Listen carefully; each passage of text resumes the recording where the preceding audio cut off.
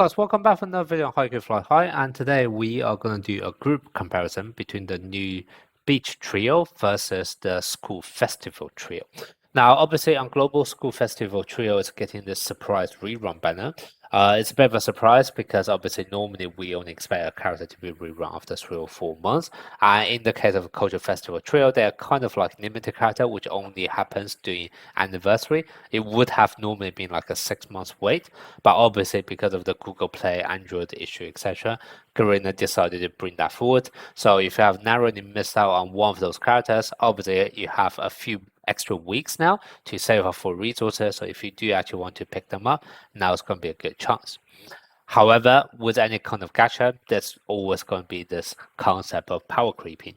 And it just so happened that on JP, the latest 3 characters that has been released, every single one of them can be potentially considered as an alternative for School Festival Trio. Now, I have already created a video for every single character one by one, talking about their kit. So if you haven't seen that already, then do check it out on my channel. But today's video, I'm just going to list out all of the numbers behind the kit, just so that we have an easy comparison side by side. And also we will be doing a comparison of them as a group together as well. Okay, at the end of the video, I'm also going to talk about my own thoughts in terms of like the School Festival Trio versus the new Beach Trio, and in what kind of circumstances do you actually want to go for which one of them.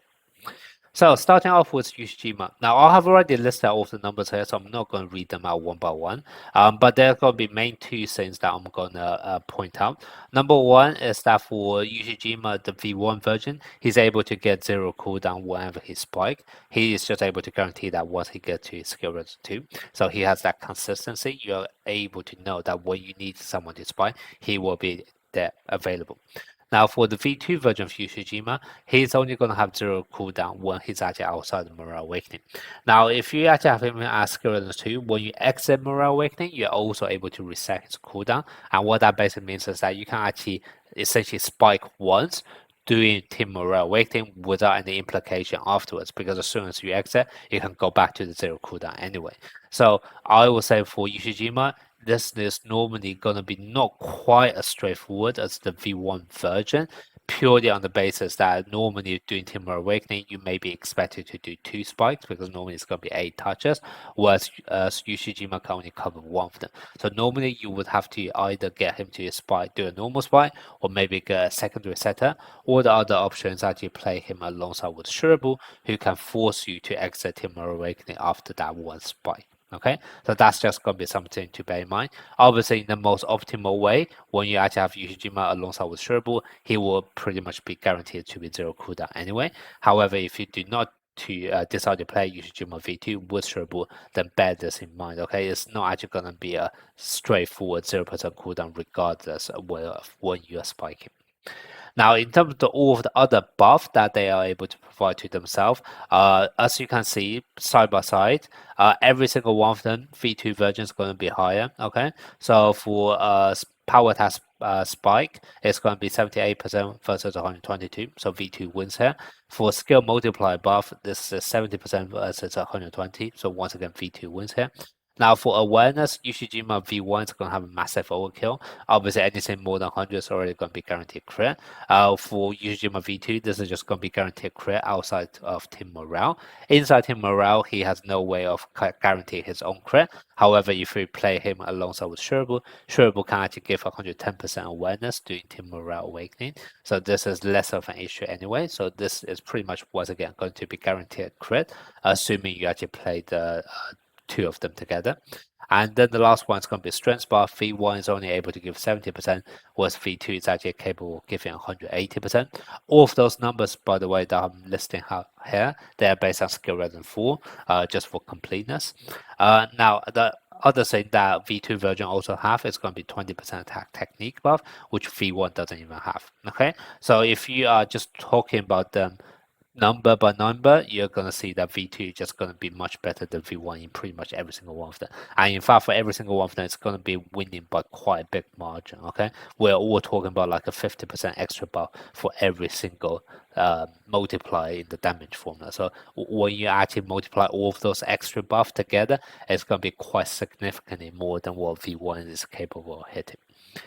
Now let's move on to the setters. Okay, so Okawa versus Shuribu.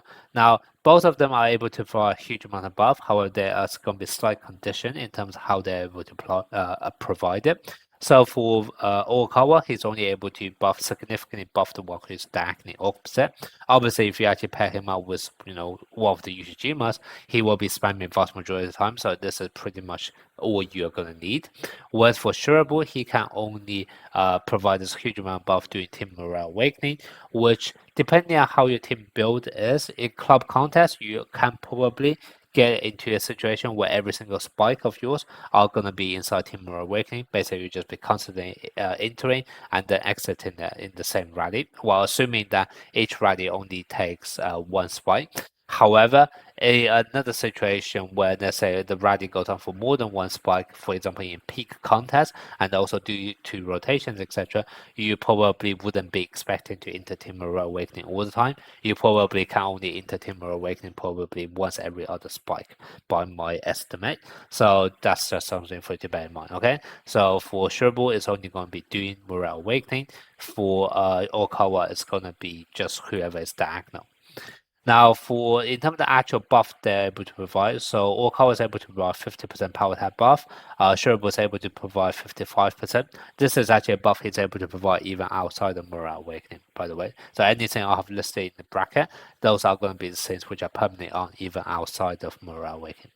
Then in terms of skill multiplier buff, it's going to be somewhere between 120 to 200% multiplier buff. However, that's based on the condition of your attack tempo is going to be at least 6 stacks or more. Once again, I don't think Okawa can guarantee that every spike. So you are probably going to be looking at this for only once every other spike. And then on this front, Shuribu is going to win here because it's going to be 150% multiplier buff. Now, in terms of attack techniques, Orca was able to provide 10%. Shuribu doesn't have anything in his own kit. However, there's going to be 10% from the trio bond if you decide to play all three of them together. And then for strength buff, Orca was able to provide 100% from his own skill resonance 4, and also another extra 12% from the trio bomb. So that's going to in total, it's going to be 112%. Whereas for Shuribu, he's actually able to provide 150% inside Morale Awakening. And even outside of Morale Awakening, assuming you have a skill resonance 4, that's going to be a solid 115% as well. So if you actually compare all of the numbers here, it's actually going to be obvious that Shuribu is also going to be better than Okawa for every single one of them, or at least better or equal than Okawa in every single one of them. The only thing that you have to bear in mind is that he can only do this inside Morale Awakening, which, depending on your team build, may only be once every other spike, whereas Okawa is able to provide it for the whole team. But once again, unless you actually play it with someone who have literally zero cooldown or cooldown spike, otherwise, let's say if you actually decide to play him, let's say opposite SP Hoshimi Kora, who can only spark every other turn as well, then I will probably say the frequency of how often they're able to give that huge amount buff are going to be similar. And then in the other weaker spike version where they're not able to provide that amount of buff, it's going to be obvious that Shuribu is going to win in that kind of scenario because Orakawa wouldn't even be able to provide any buff to your second spiker. Was Shuribu even outside of Morale Awakening, you are still able to provide solid 115% strength and 55% power attack buff, which is still not bad, by the way. And also 10% attack technique buff as well, because that's from Bond. Okay, so that's going to be a comparison on the setup. Then lastly, we're going to have the receiver. So Iwazu Yumi, capable of doing zero cooldown with his receive. Also on top of that, able to provide your whole team with a 50% strength buff. Hanamaki, not quite 0% zero cooldown straight away. However, he can pretty much do that from the second rally onwards. And also at the same time, rather than strength buff, he's able to provide 35% attack technique buff instead. Now, in terms of the receive themselves, for Iwazuyumi, in his base multiplier for his ultimate attack is going to be 420% base. However, for each use in that rally, it's going to decrease down 50.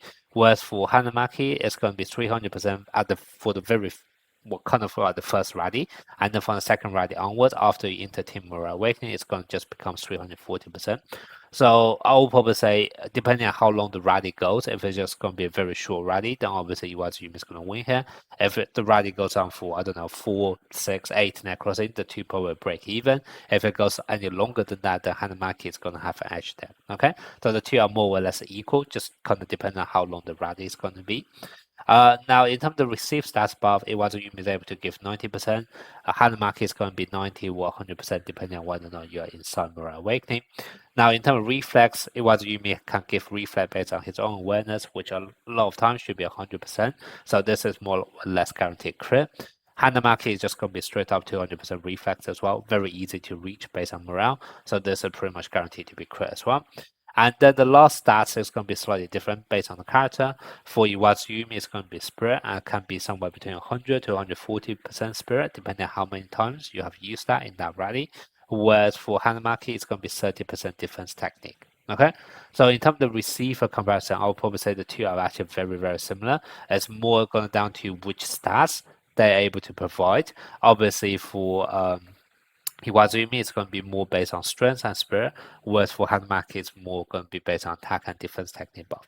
But as long as you change their potentials accordingly, to me probably the two will be end up receiving similar amounts. Okay.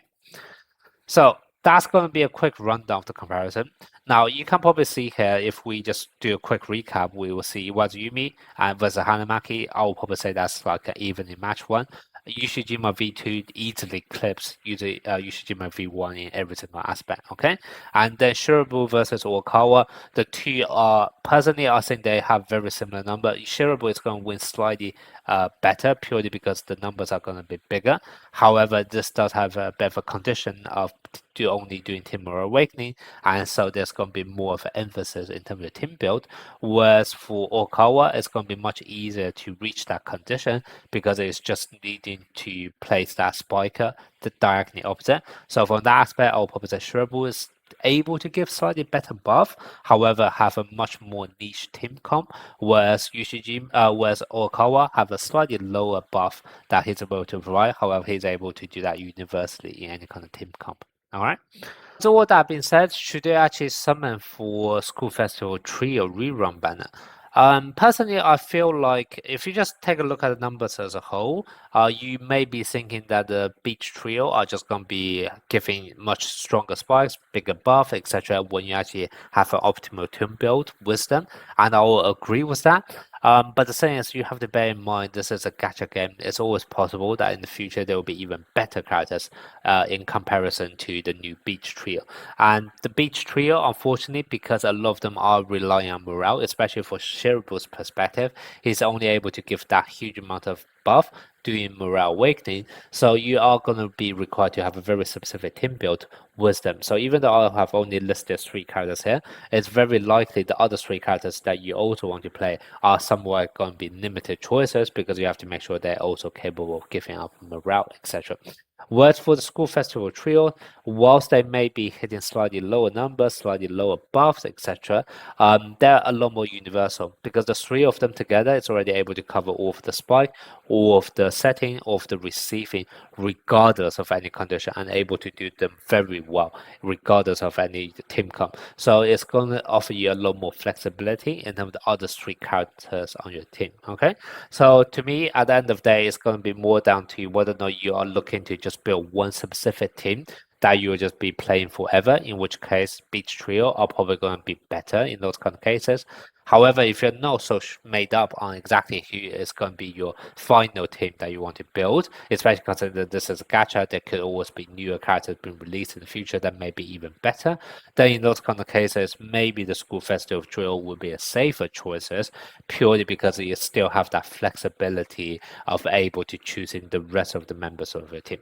And if you do have to make another optimization out of the School Festival Trio, it's going to be very easy to see that Yushijima V1 It's just completely power grab or V2 in terms of the buff he's able to provide. So if you actually want to make sure you go as universal as possible, then you can probably still skip Ushijima V1 and just pick up V2 doing one of the rerun. However, from universal point of view, I still think Uokawa has that universal edge over Shrible. And well, in terms of Iwazumi versus Hanamaki, the two are very similar. So it's just going to be up to you which you want to choose. Obviously, Iwazumi have that benefit of his being available right now, whereas Hanamaki, you will have to wait at least 6 months before he's out. Okay. But yeah, so those are going to be my thoughts on the comparison between School Festival Trio versus the new Beach Trio. Let me know what you guys think in the comment section, and also whether or not you are planning to pull on this rerun banner.